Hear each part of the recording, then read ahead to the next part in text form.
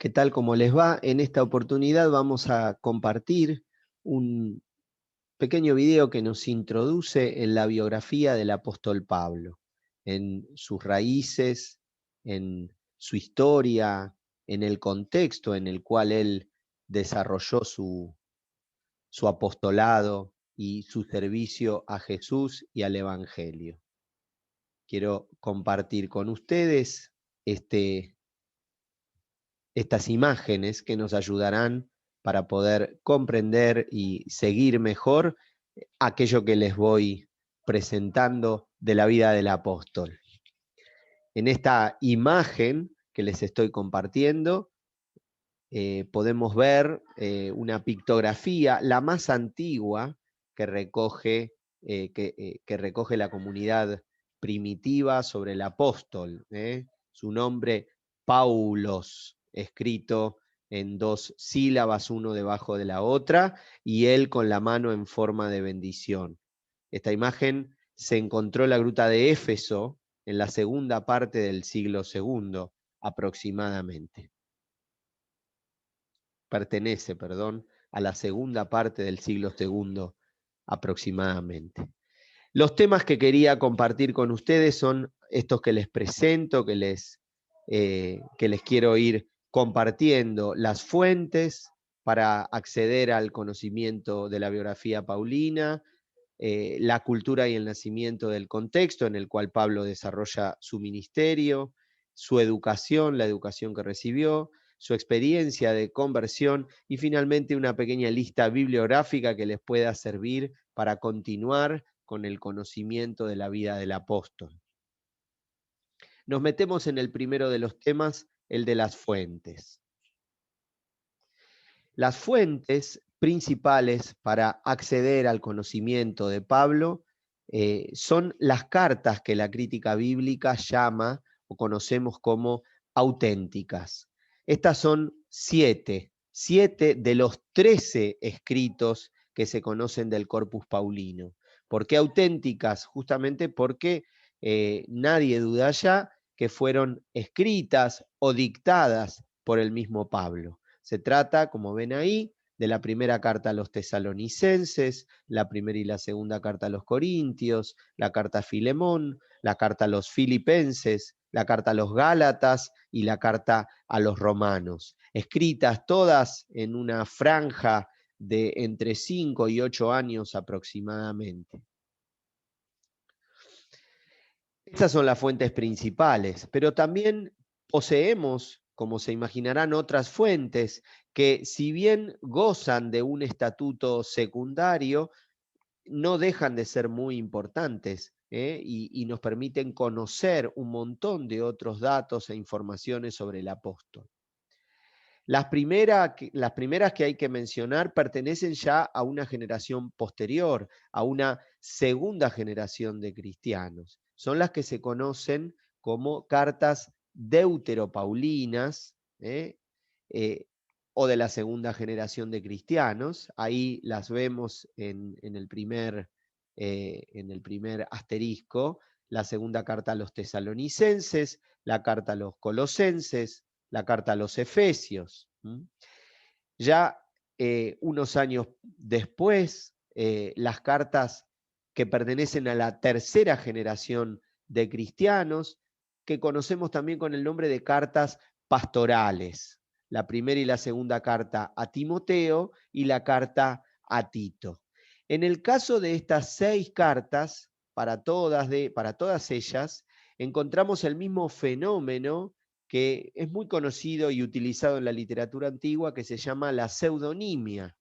Los autores utilizaron el recurso de poner el escrito como que es el mismo Pablo el que remite estas cartas, el autor, el escritor de estas cartas.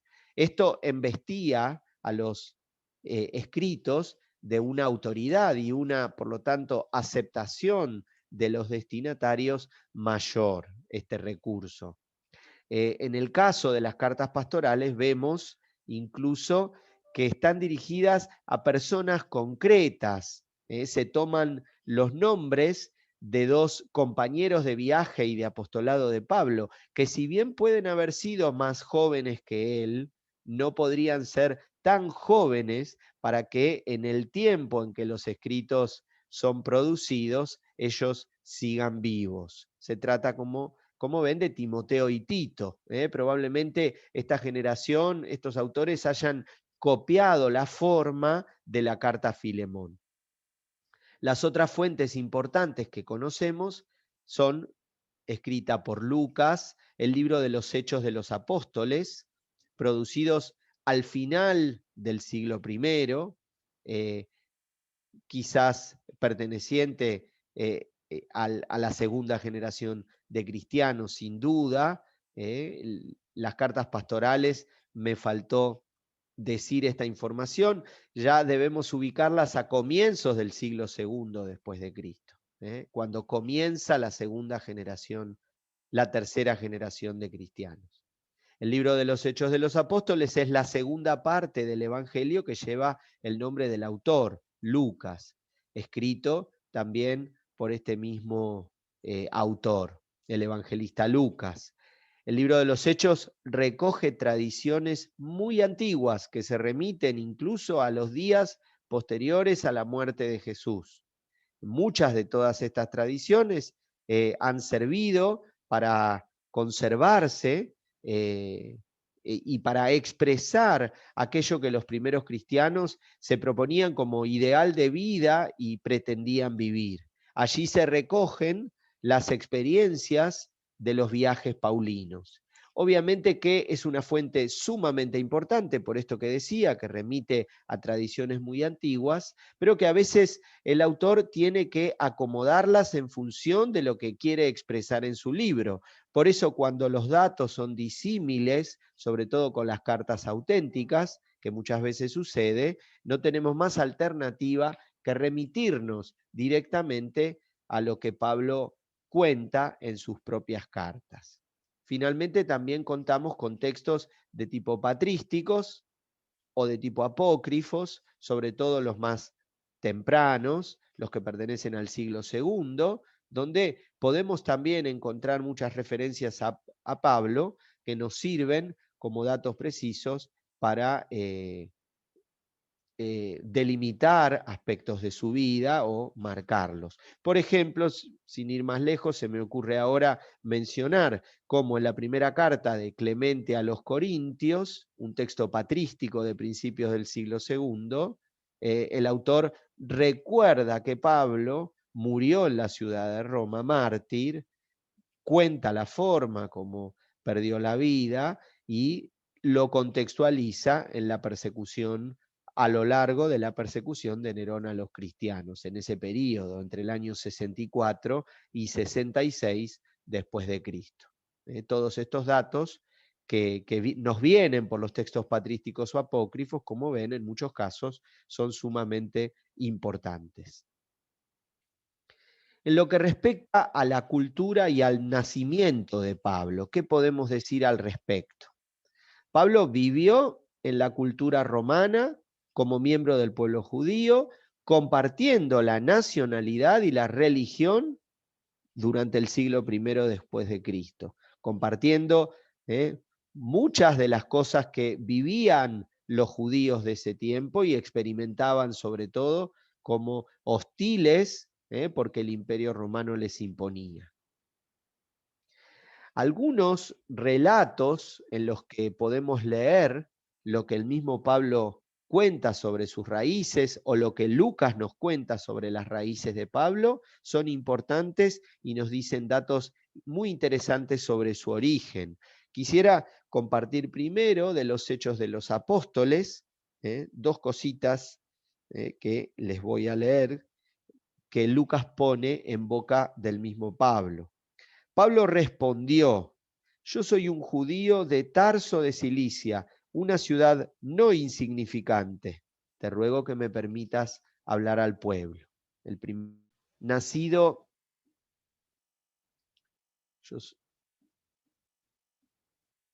Pablo allí dice, se corrió la pantalla compartida. Pablo allí dice: Yo soy judío, nacido en Tarso de Cilicia, pero educado en esta ciudad, instruido a los pies de Gamaliel en la exacta observancia de la ley de nuestros padres. Estaba lleno de celo por Dios, como lo están todos ustedes al día de hoy.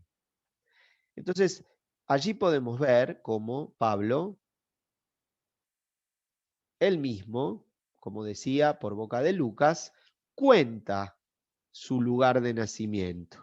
Aquí en este mapa de la cuenca oriental del Mediterráneo podemos ver indicado dónde se encuentra la ciudad de Tarso de Cilicia con la flecha que la señala, en la zona cercana a la ciudad de Antioquía, una de las ciudades más grandes del tiempo del apóstol del siglo I del Imperio Romano, tiempos en que vivió Pablo.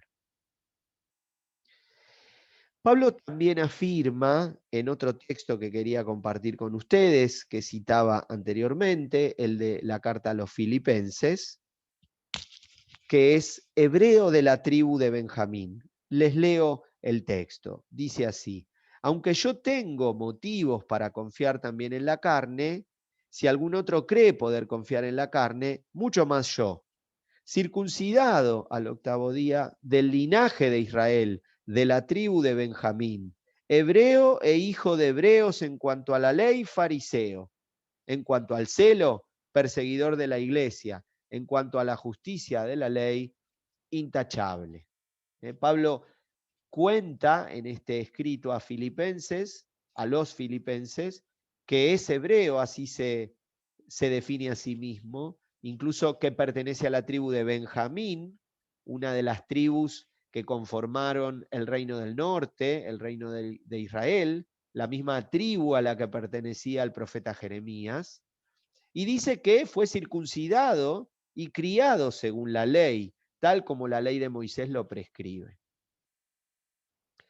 Respecto a su educación recibida, algo también leíamos recién, él dice que es fariseo. Lo dice también en alguna otra oportunidad y lo recoge también el libro de los Hechos. Pablo se define a sí mismo como fariseo o formado en la secta de los fariseos. Por lo tanto, con una conducta ante la ley celosa, intachable, dice él, que fue su comportamiento. Estudió la ley, también lo va a decir en los Hechos de los Apóstoles, a los pies del rabino Gamaliel, un rabino muy conocido en la época y muy prestigioso. Esto nos muestra el compromiso de Pablo con su religión judía, con su nación, y el compromiso sobre todo con vivir la ley de Moisés. En lo que respecta a su conversión, ¿qué es lo que podemos decir? Como sabemos, en el libro de los Hechos de los Apóstoles, el texto más difundido sobre la conversión de Pablo, se cuenta en un primer texto, en el capítulo 9, esta experiencia de conversión, cuando Pablo camino a Damasco es quebrantado y cae postrado ante el resucitado que se le manifiesta, tal como el relato lo narra. Esta misma experiencia va a ser recogida en el libro de los Hechos en 2 oportunidades más, como vemos allí citado en el capítulo 22 y 26, en donde el personaje de Pablo va a recordar y a evocar esta experiencia. Esto muestra evidentemente el ruido que ha provocado en las comunidades primitivas la conversión de Pablo de Tarso, por todo lo que significó su vida antes de que él confiese a Cristo como su Salvador. Todo lo que todo el daño que evidentemente Pablo había producido a las comunidades cristianas. Y que después él mismo se encargó de reconocer y de intentar reparar. Evidentemente, cuando Lucas escribe el libro de los Hechos, había grupos en la gran iglesia cristiana que no aceptaba la legítima conversión de Pablo y por lo tanto la vida de las comunidades paulinas que se habían gestado a finales del siglo I.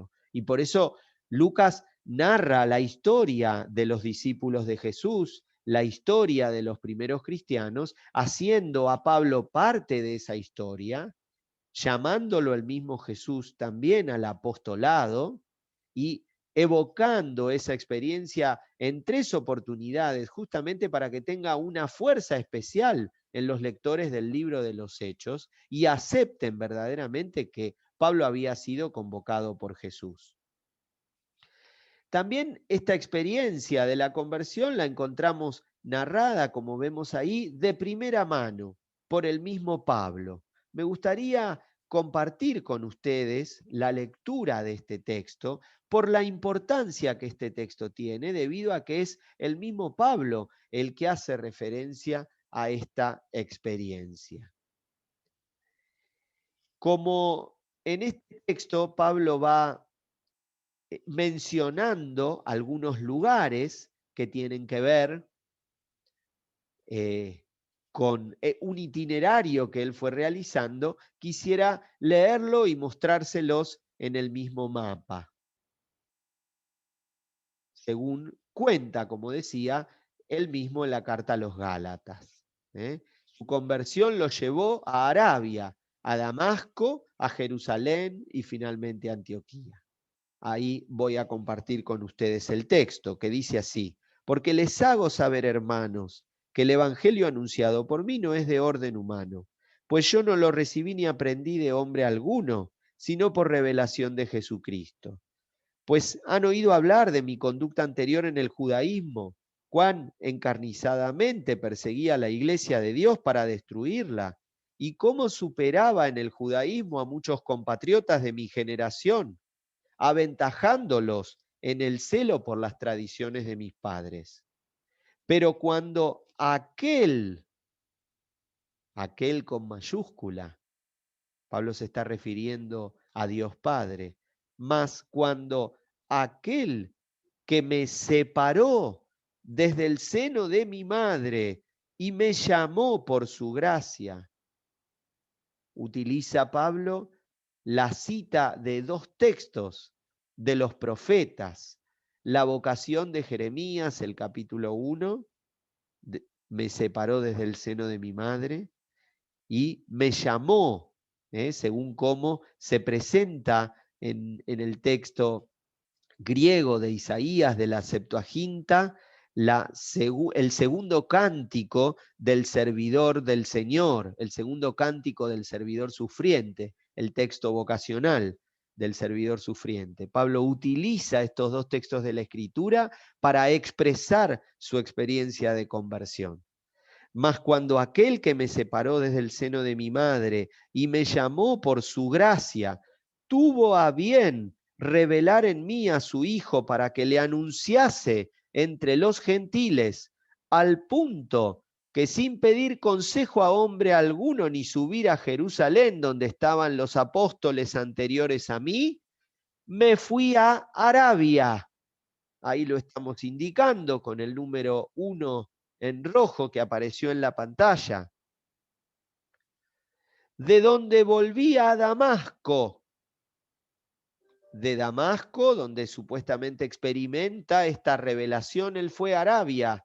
Luego dice, volví a Damasco. Piensen que en Arabia hay un desierto. Fue a estar solo. Fue a reflexionar, a hacer un tiempo de desierto. Luego dice, volvió a Damasco.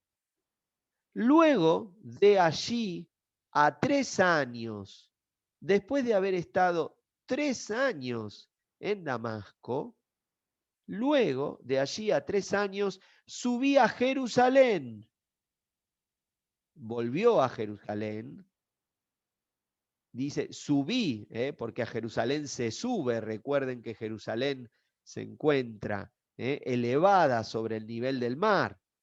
Subí a Jerusalén para conocer a Cefas y permanecí 15 días en su compañía. Y no vi a ningún otro apóstol, sino a Santiago, el hermano del Señor. Y en lo que les escribo, Dios me es testigo de que no miento. Más tarde me fui a las regiones de Siria y Cilicia, allí indicadas, Antioquía de Siria, la ciudad donde sabemos Pablo fue con Bernabé, uno de los líderes de esta comunidad, tal como lo narra el libro de los Hechos de los Apóstoles. Las iglesias, que evidentemente ya eran varias comunidades que se encontraban en la ciudad, en la zona de Antioquía de Siria.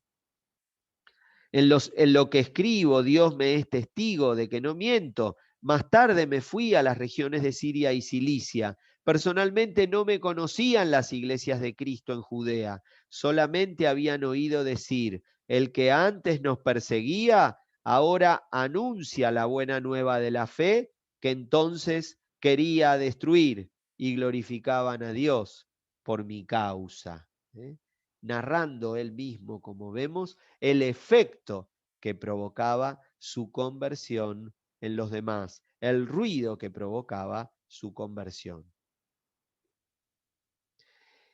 De esta manera llegamos al final de esta breve presentación. Pablo va a quedar en Antioquía un tiempo, es difícil esclarecer cuánto, por un conflicto que va a suceder en la comunidad de Antioquía, que él mismo va a narrar en el capítulo 2 de la carta a los Gálatas.